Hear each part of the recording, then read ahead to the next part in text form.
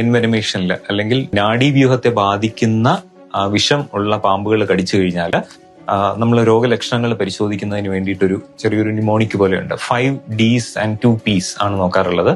അതിൽ ഡിസ്നിയ അല്ലെങ്കിൽ ശ്വാസ തടസ്സം ഉണ്ടോ എന്നുള്ളത്, ഡിസ്ഫോണിയ അല്ലെങ്കിൽ നമ്മുടെ ശബ്ദം മാറുന്നുണ്ടോ അല്ലെങ്കിൽ കണ്ട ശബ്ദത്തിൽ മാറ്റം വരുന്നുണ്ടോ എന്നുള്ളത്, ഡിസാർത്രിയ നമ്മുടെ സംസാരത്തിൽ തടസ്സം അല്ലെങ്കിൽ വാക്കുകൾ വ്യക്തമല്ലാതിരിക്കുക എന്നുള്ളൊരവസ്ഥ, ഡിപ്ലോപ്പിയ പ്രത്യേകിച്ചും നമ്മൾ രണ്ടായി കാണുക, ഡബിൾ വിഷനായിട്ട് കാണുക, ഡിസ്ഫേജിയ അല്ലെങ്കിൽ നമുക്ക് ഭക്ഷണം ഇറക്കുന്നതിൽ വെള്ളം ഇറക്കുന്നതിലൊക്കെ ബുദ്ധിമുട്ട് വരിക, അതോടൊപ്പം തന്നെ ടോസിസ് ആൻഡ് പാരാലിസിസ് 2 Ps കൂടെ.